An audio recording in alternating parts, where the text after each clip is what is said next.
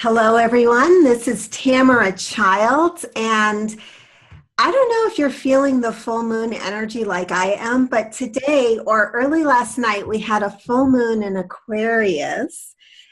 Some may say an eclipse, and we are here today to talk a little bit about the full moon energy that we're all in. My guest is Ruth McCants, astrologer. She's a teacher. Um, she creates all kinds of ways to heal yourself through sound and move deeper into your intuitive self. So I'm very excited about our conversation. We were just saying before we got on the air that this is, when the moon is full, it's just full. It's intense, and we're full. And so we want to bring you some lightening up strategies today. And before I bring Ruth on, I would like to talk just for a minute about sensitivity. Now, those of you who followed my radio show, Your Inspired Life, know that I'm a psychic on one2listen.com. And one of the things that I do is I help sensitive people create a life they love by clearing out the noise and the psychic smog that kind of comes into our emotional bodies and makes us feel muddy and makes us feel bad. And so that's kind of what I like to do. And you may be watching this and feeling sensitive right now. And so I just want to validate that for you. That's going to be part of our conversation. You're not a basket case. You're just highly sensitive. And so I would love to just start by talking a little bit about sensitivity. Let's see here. I've got my, here we are. Whoops, wrong place. It's going to take a second here.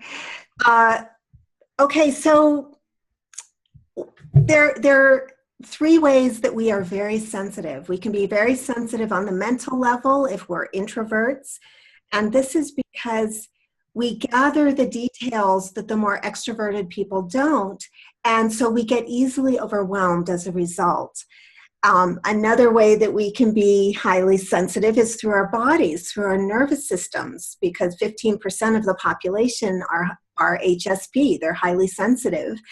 And this just means that when you go to a crowded place like a mall or like a sporting event, you might feel overwhelmed by the noise and overwhelmed by just the din and everything that's going on, because your nervous system is set up almost like a megaphone. So a whisper can become a shout to you.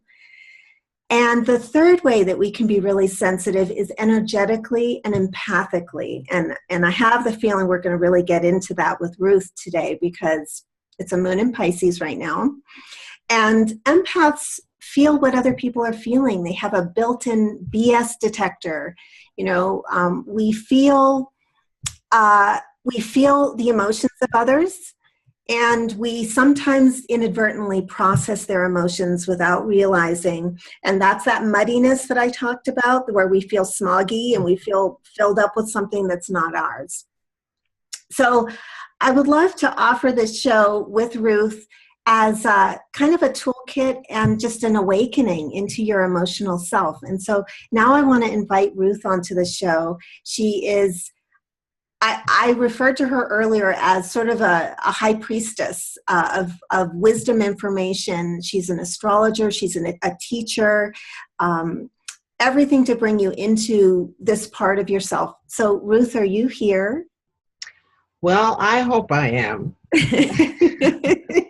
Well, it took a while for us to get here, didn't it? Yes, it took, because technology was partly cooperating with us, and we were void of course for a little while because we're shifting between Aquarius and Pisces.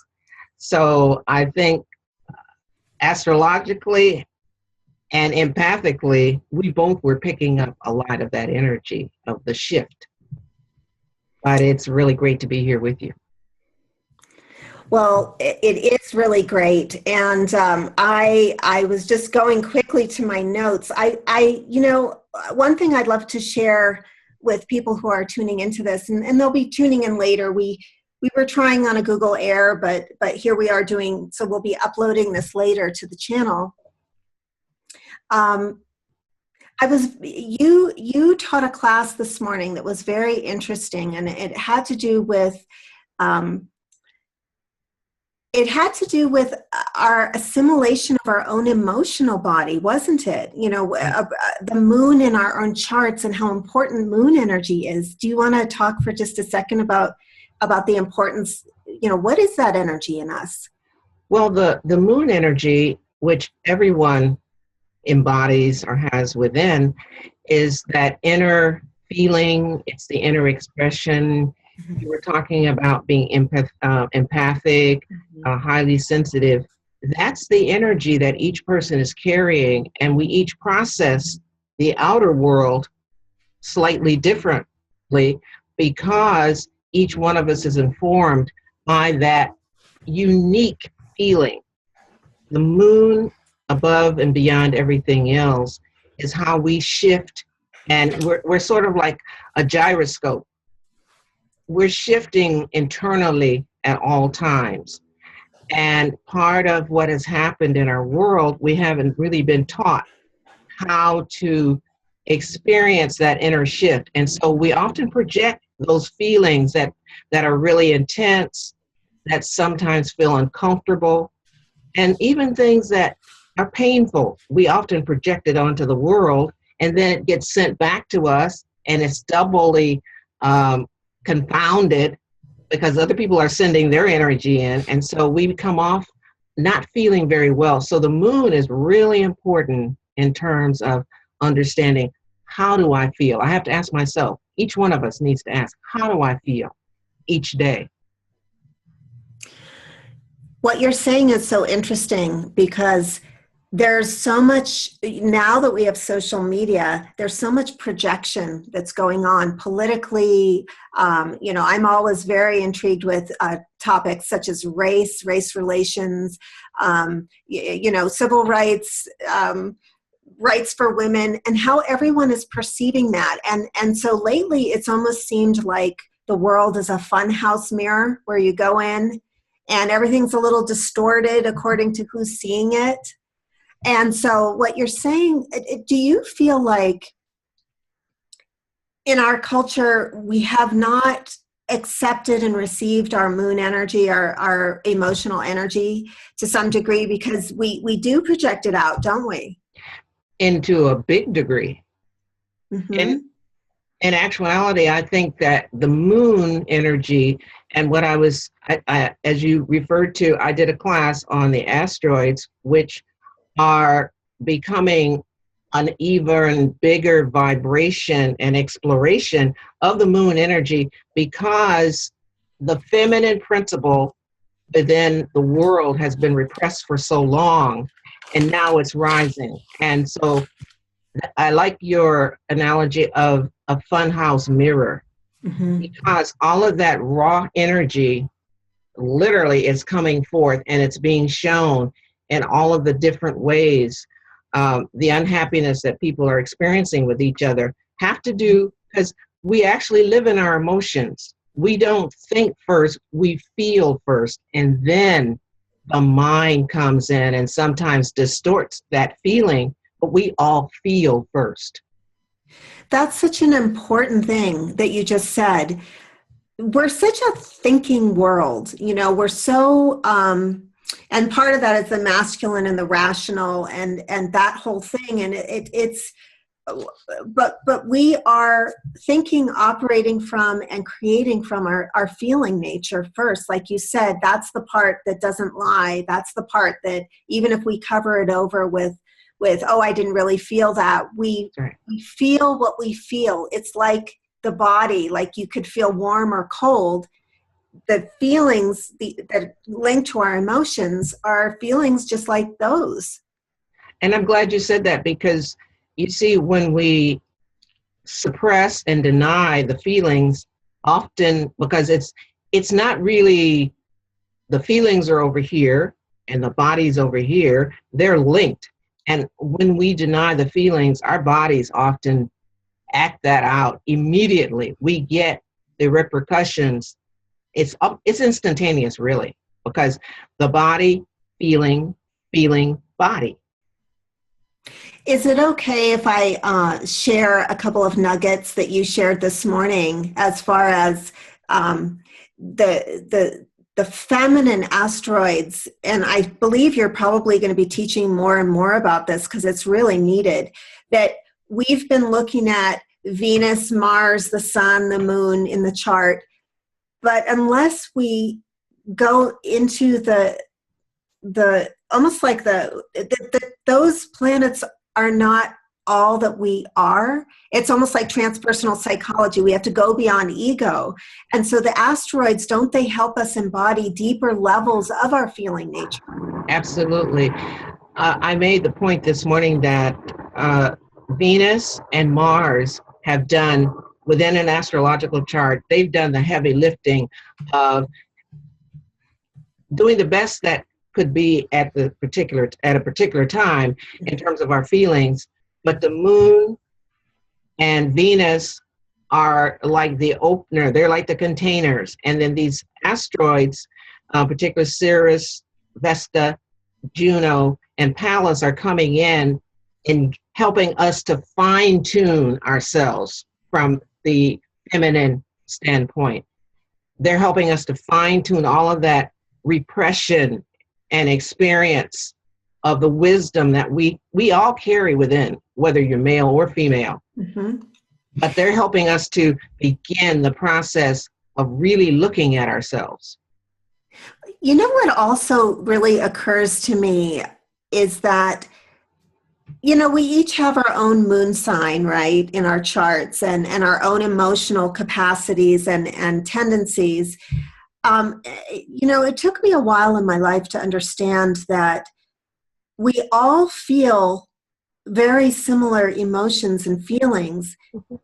We express them differently. You know, a fire moon and a water moon, they can both feel joy or anger or whatever, but they're going to just express it differently. And don't you feel like there's a trend in human consciousness right now toward people accepting their self, their not only their feelings, but their modalities of feeling, the way that they are, the way that they express who they are?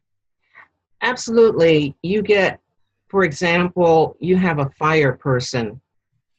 Mm-hmm. A fire in general, fire sign people will want to be social. They will want to move among others, and they will want to have reciprocation. Let's take Leo, for instance. Mm-hmm. You have someone who has a Leo moon. They are very generous in wanting to express their creative ideas with others. On the other hand, depending on how they've been received in the past, Yeah. they may be a little bit timid, because if they've been shut down, they then will be hesitant to express that creativity. Yeah. Mm-hmm.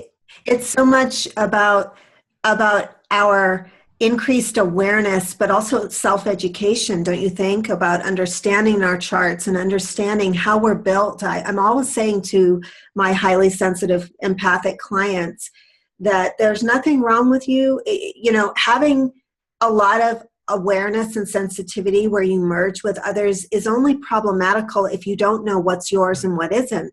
And so it's about that educational process of not self-criticism, which happens a lot in my group of people, because we compare ourselves to the broader culture that's, you know, all about football and war and you know, it's very rah, and sensitive people are always trying to fix the problems that they see.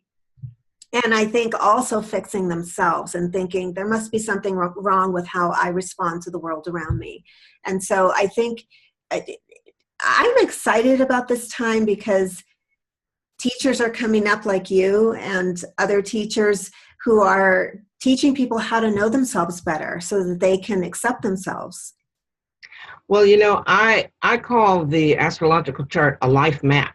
Yeah. And I love maps. You know, I'm always looking at maps and trying to find different places and cities. Mm-hmm. Well, your astrological life map is like looking for all of those different cities that are within yourself.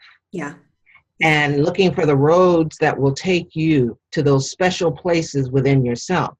So I very much encourage you, because you're an astrologer too, just as much as I am, and using that particular guidance system to help your clients and to help my clients understand, just like you pointed out, we each take unique roads for our individual journeys. Yes, I mean, so I wanted, let's look at, and I'm just thinking about the last 24 hours for me, Ruth, where, you know, and as we talked about before we were doing this show together, just, you said that Pallas was, you know, kind of very active, Pallas Athena, and there's a lot of energy when there's a full moon. How do you feel about this particular full moon in Aquarius for people in general for this week, and how it's affecting people? What do you think this is setting up in our psyches? Well, if we're at the edge, I would say that we're still feeling the effects of the Aquarius. Aquarius is, if you look at what's trending right now, because that's deep Aquarian energy, what is trending on the various social media. Yeah. And you see that people are wanting to communicate. That's a very big thing that's going on, is wanting to communicate. Now, for the next couple of days, we're going to shift into Pisces, and it's an excellent time for us to finally take a little rest after we've been trending and we've been out here for a while. The next this weekend, because let's see, this is the end of Thursday, Friday, Saturday, it's a good time to take a rest. And I always, advise with myself and the people that I work with, when Pisces comes in, don't delay. Go take a rest, relax, and renew. Because if you push, it's kind of like if you try to push the river, who's going to win? The river is going to win, because the river is going to push back. So yeah, that's how I'm looking at it, that we've done, and I think we're feeling this moon energy, because the fullness is saying, okay, I want to talk to this one, and I got to make contact with this one, and that's fine. Now it's time to decompress a little bit. Decompression, and possibly in the decompression, I like to think it's almost like resting in a salt bath. You just, you kind of unwind, you let go of what's not yours, but you're also assimilating this because I think of Aquarius as very electrical energy, and it's like we've all been electrified for a couple of days. Right. And now we got to get in our salt baths. And that's something, by the way, I always tell clients, if you've had a hard day and you're not sure, you don't feel that great, but you emotionally just get into a salt bath. Right. We also wanted to touch on what's going on in September, and how, because we've got some eclipses coming up starting September 1st, don't we? And how are you seeing that? How are you seeing September for people, and what it might trigger? Just before the September, we are going into our famous Mercury retrograde. That's right. That's the first one. Actually, I'm not even going to deal with September yet. I'm just going to say, again, Mercury retrograde is a time to take a look and review your communications, things that have been kind of sitting on the back burner. And the main thing is, don't start new things. Just finish up, clear out. And September, as it is, with Virgo coming in, this is a very good time for clearing things. That is so true. I've been noticing, because isn't Venus still in Virgo? Do we have? I believe it is. I'm checking it out. I think it is. And we also have, of course, Jupiter is still in Virgo. So I really resonate with what you're saying, that this is such a time when I think maybe at other times, especially those of us who have Pisces moon, we might not notice the chaos and the clutter and the non-organization until you get into that Virgo period, and you start to be like, I need to be organized. I've got to get this together. And so I know what you're saying, that it just feels very, I think I I took on my front yard. That's one thing that I did. As soon as Venus went into Virgo, I found myself, very intensive. That makes sense, actually. Yeah, I was like redesigning it, landscaping it, and cleaning it and clearing it and raking and getting stuff organized, and so that it was neat. So I like that advice. And also, Mercury retrograde, I know typically people don't really care for retrograde planetary activity, but it allows us to slow down, because if we're going at the speed of light all the time and electrified, and the pace of information these days is moving, I mean, don't you feel like our heads would explode if we didn't have Mercury retrograde to just integrate, slow down, retrace the pathways in our minds? You see, if we go one step beyond and we look at the absolute universal wisdom, it's like the universe herself understands really what we need. And we're the ones that sometimes don't cooperate, because we believe that everything still moves at the same pace and the same time with the same timing. And that is not so. We're out of phase with nature herself, because everything runs in cycles. And so Mercury retrograde as you just said, is an excellent time, along with Sun, and then when we have the new moon in Virgo, it's an excellent time to just do that clearing, a mental clearing, emotional clearing. This is a very good time. If you have health kinds of things going on, it's a very excellent time to take a look and say, okay, I'm going to face this. So consider September the clearing month. And my own rule of thumb, because I'm a sun sign Pisces, the moment Virgo comes in, I actually make it a point to do the work kinds of things that need to be done. I've done that for a number of years. Yeah, it's like, something that I've noticed in my own psychology or nervous system is that I have trouble functioning when my physical space is too disorganized. Like I have to have everything, cleaned and cleared, and I mean, and there are piles and things I'm working on, but if I don't go in and sort, my mind is messy, and I can't be clear and focused. And so I love what you're saying too about the cycles. I refer to that as the 24-hour work, existence or clock that we live in, that's very artificial, where it's just go, go, go. And it's like we deny the cycles that are part of our bodily rhythms and also planetary rhythms and also nature. I mean, everything rests.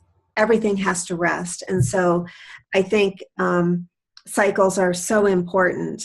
Well, in fact, let's go back to the moon. Yeah. Now, Grandmother Moon teaches us that totally, because the moon is going through the actual cycles every 29 days. And if we actually pay attention to the kind of energy that's happening about every 3 days, 2.5 to 3 days, when we're in air signs, I call that air socializes, fire inspires,